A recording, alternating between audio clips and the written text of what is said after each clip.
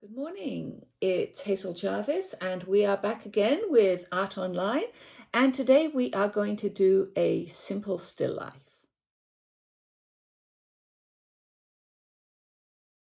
Our project is going to involve a couple of objects on a stack of books. So the first thing that I like to do is sort of mark out the parameters of my object. So I put a little dot here, little dot at the side, and a little dot at the base. So once I have the very rough outline, I can start to fine tune that a little bit more. So this is going to be the top of my teapot. This is going to be my basic teapot. And my books are going to come in like this. And again, just simple light marks. I start by drawing just the shape of the teapot, but I want to stress that if you're worried about getting it symmetrical, you can always just take a sheet of paper, fold it in half, and cut out a teapot as I'm doing here. And you just check your teapot for size and draw around it if you wish. So I'm going to draw my teapot. I'm going to draw the little handles here and the handle up here. Doesn't have to be too exact. It looks better if it's slightly off kilter. And I'm going to draw the spout. Now I draw the books on which it's sitting. And finally, you want to put in this very fun tiger. So he's basically a rectangle like this with a head, paws, and a tail. And you want to note how I'm leaving some space in between the body and the book here, and also between the tiger's body and the teapot, and that'll become more apparent as I fill in the background. So I fine-tune the drawing. I give my tiger a little bit of a curve. Again, you'll see it when I put in the background and I put in the lid of the teapot.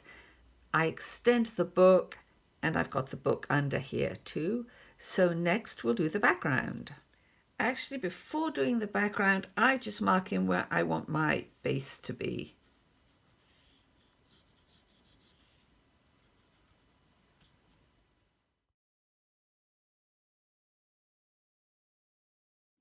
So I did a little run through for our step by step, and I gave our tiger a pink background.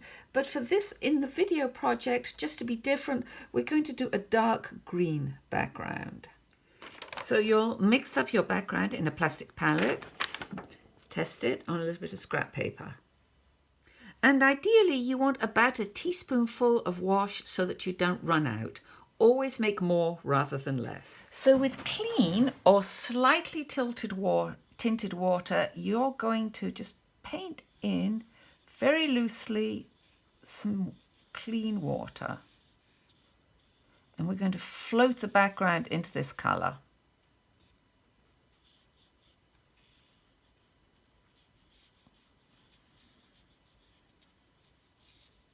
You don't have to touch. In fact, it's almost better if you don't touch.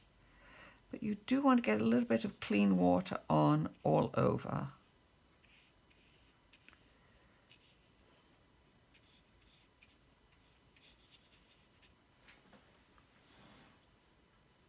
Now you'll take your background colour and just start to touch it in.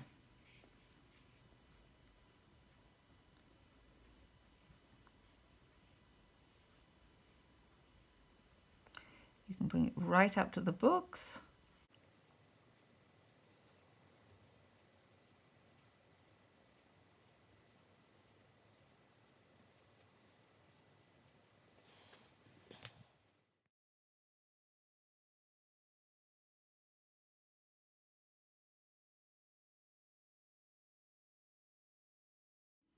Now, as you paint in the negative spaces around the cat's feet and the lid and the handle, you'll see why it's so nice to leave them.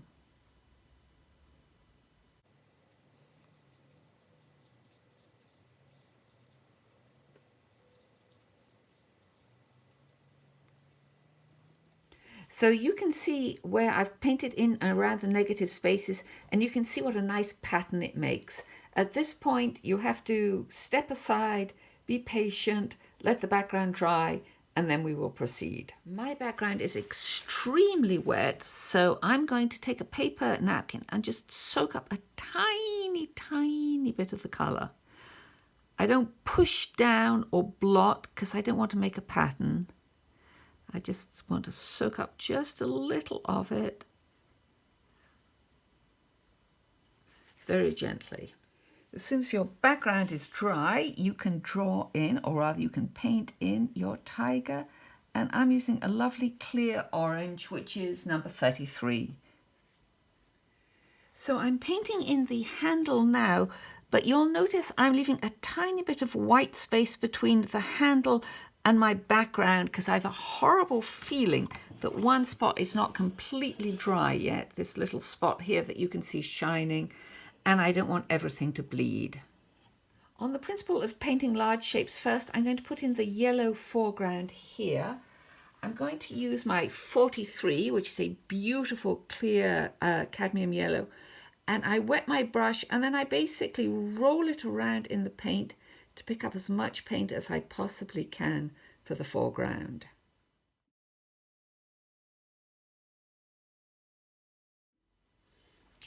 I keep checking to see what's wet and what's dry before I go on to the next bit, but I think I can do my top book in magenta. So I check everything to make sure it's completely dry, and I start painting in my top book in magenta. And I like to leave a little bit of white space on the spine. So you're going to start just pressing in a little bit of colour on either side.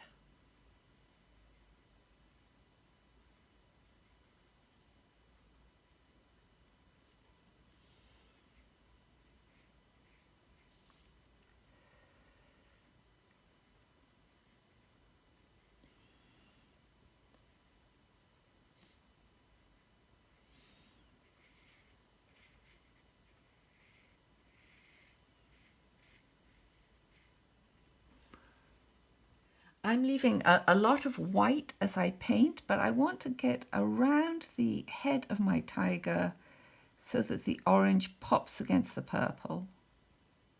And I'm going to tone my purple down just a little bit by putting in a little bit of the dark green that we used for the background.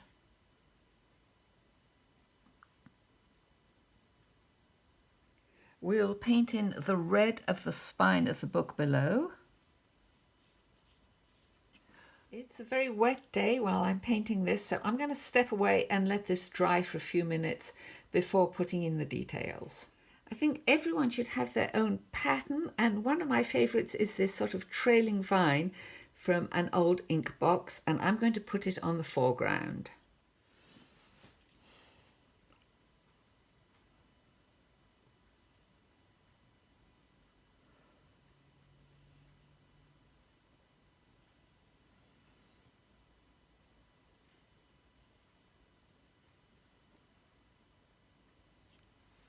I think the most fun of all is putting the stripes on our little tiger.